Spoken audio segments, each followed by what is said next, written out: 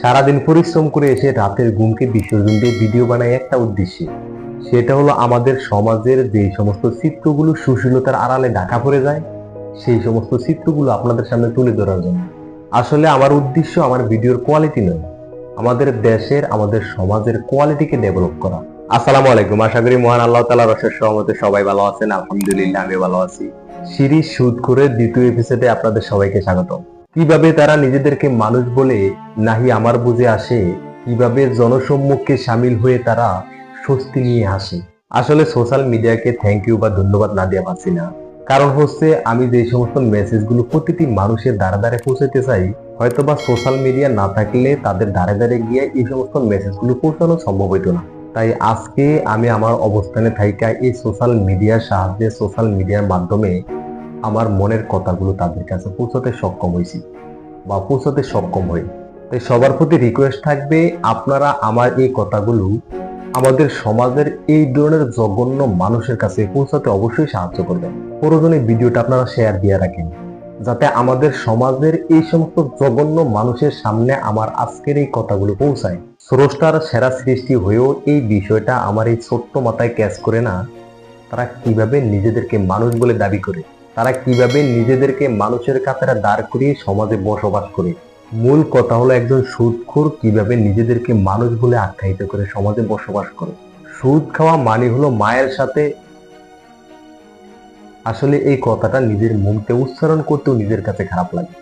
তারপরেও আমাদের সমাজের সিচুয়েশন অনুযায়ী এই কথাটা নিজের মুখে উচ্চারণ করতে হয়, এই সমস্ত বিষয় নিয়ে ভিডিও তৈরি করতে হয়। সুদ খাওয়া মানে হলো নিজের মায়ের সাথে জিনা করার সমতুল্য অপরাধ, সেটা জেনে শুনেও তারা। আচ্ছা আপনি বলুন তো, আমাদের সমাজে যদি কেউ তার মায়ের সাথে জিনা করার সমতুল্য কোনো ধরনের অপরাধ করে, তাহলে আমরা কি তার স্বাভাবিক মানুষ হিসেবে আদর আপ্যায়ন করি, আদর আপ্যায়ন করব, নাকি তার সমাজের নিকৃষ্ট মানুষ হিসেবে বিবেচনা করে উপযুক্ত বিচারের আওতায় আনবো, উপযুক্ত শাস্তির ব্যবস্থা করব?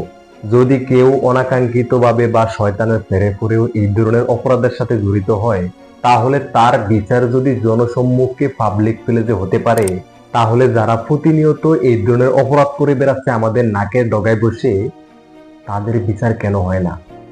তাদের বিরুদ্ধে কেন কোনো হিতাহিতি নাই? আর আপনারাই বা কেমন মানুষ? একজন সুদখোরকে, প্রতিনিয়ত মায়ের সাথে জেনার সমতুল্য অপরাধ করা একজন মানুষকে আর তারে মানুষ বলা যাবে না, তারে মানুষ বললে সৃষ্টির সেরা জীব মানুষকে অপমান করা হবে। সমাজের একজন নিকৃষ্ট সমাজ বিধ্বংসকারীকে আপনারা যে কোনো অনুষ্ঠানের প্রধান অতিথি বানায় আপনাদের পাশে বসিয়ে আপনারা আমাদের মতো সাধারণ মানুষদেরকে নীতিবাক্য শোনান। এমনকি মসজিদের সভাপতি, নুরানি হাফিজি মাদ্রাসার পরিচালক বা বার্ষিক মাহফিলেও তাদেরকে দেখা যায় প্রধান অতিথির চেয়ারে বসা। প্রতিনিয়ত মায়ের সাথে জেনার সমতুল্য অপরাধ করা একজন মানুষ যদি ধর্মীয় কোনো অনুষ্ঠানে বক্তার পাশে বসা থাকে, তাহলে এর চেয়ে লজ্জার বিষয় আর কি হতে পারে আমাদের জন্য, বিশেষ করে আমাদের মতো মুসলিম জাতির জন্য? তাহলে কিভাবে আপনি আপনাকে একজন বিবেকবান মানুষ হিসেবে দাবি করবেন বলেন? আপনি আপনাকে প্রশ্ন করে দেখেন তো, সমাজের সর্বোচ্চ সম্মানী একজন মানুষের পাশে ধর্মীয় কোনো অনুষ্ঠানে প্রধান অতিথির চেয়ারে একজন মায়ের সাথে জেনার সমতুল্য অপরাধকারী যদি বসে থাকে, সেটার মানে কি দাঁড়ায় সেটা আপনারাই বিবেচনা করুন। এটা আমি আপনাদের উপরে ছেড়ে দিলাম।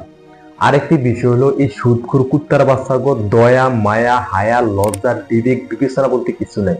এই জানোয়ারগুলো সুদ খাইতে খাইতে, সুদের সাথে সাথে এগুলো সব খায়া এখন একটা রোবটে পরিণত হয়েছে। এখন এদের মাথার ব্রেনটে একটাই কাজ করে, তাদের কাছ থেকে টাকা আনছেন, টাকার পরিবর্তে সুদ দিবেন। যদি সময়ের সুদ সময়ে দিতে না পারেন, তার ডাবল সুদ দিবেন। এখন কে বিপদগ্রস্ত, কে অভাবগ্রস্ত, কে হতদরিদ্র, কে অসহায়, এগুলো দেখার এদের কোনো টাইম নেই। এদের কাছে একবার যে যাইব, তারই তারা সুদের চক্করে ফেলে গলা টিপা ধরে। এখন সে বিপদগামী হোক, রোগাক্রান্ত হোক, নিঃস্ব হোক আর অসহায় হোক, সেটা দেখার বিষয় নয়। কিন্তু দেখার বিষয় হলো টাকা নিবেন, সুদ দিবেন, ব্যাস এনাফ। হইলে থাকেন, না হইলে অন্যদিকে দেখেন। এখন আপনারা অনেকে আমাদের প্রশ্ন করতে পারেন, তাহলে আপনারা কেন তাদের কাছে যান সুদের উপরে টাকা আনতে? আচ্ছা, একটা মানুষ কি কখনো শখে দেনা করতে যায়, শখে সুদের উপরে টাকা নিতে যায়? অবশ্যই সে যে কোনো বিপদে পড়ে, যে কোনো ইমার্জেন্সির দরকারে পড়ে তাদের কাছে টাকা আনতে যায়। এই বলে কি তাদের বিপদের মুহূর্তটাকে আপনারা কাজে লাগায়া তাদের উপরে এইভাবে অমানসিক অত্যাচার করবেন? ভিডিওর শেষ মুহূর্তে এসে আমি বলবো, আমাদের দেশে যারা গণ্যমান্য ব্যক্তিবর্গ আছেন, আলেম ওলামা আছেন, যাদের কথা মানুষ শোনে, আপনাদের কথা মানুষ মূল্যায়ন করে। যেহেতু সাধারণ মানুষ আপনাদের কথা শুনে, তারাও আপনাদের কথা শুনতে বাধ্য। আপনারা চাইলেই সমাজ বিধ্বংসী সমাজের এই অভিশাপগুলোকে রুখে দিতে পারেন। তাই আপনারা তাদের বিরুদ্ধে পদক্ষেপ গ্রহণ করে সমাজের বিপদগামী, রোগাক্রান্ত, অসহায় নিঃস্ব মানুষগুলোকে এই সুদের খপ্পর থেকে বাঁচিয়ে তাদের বাকি জীবনটাকে একটু স্বস্তির নিঃশ্বাস নিয়ে বেঁচে থাকতে সাহায্য করুন।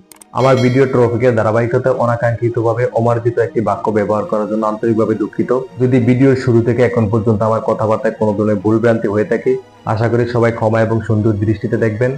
ভিডিওটা দীর্ঘ হয়ে যাইব, এজন্য একটা ভিডিওতে সবগুলো বিষয় ক্লিয়ার করা সম্ভব না। আল্লাহ তাআলা যদি বাঁচিয়ে রাখেন, নেক্সট পর্বে আমি বাকি কথাগুলো আপনাদের সাথে শেয়ার করব। দোয়া করি সেই পর্যন্ত আল্লাহ তাআলা সবাইকে ভালো রাখুক, সুস্থ রাখুক। আল্লাহ হাফেজ।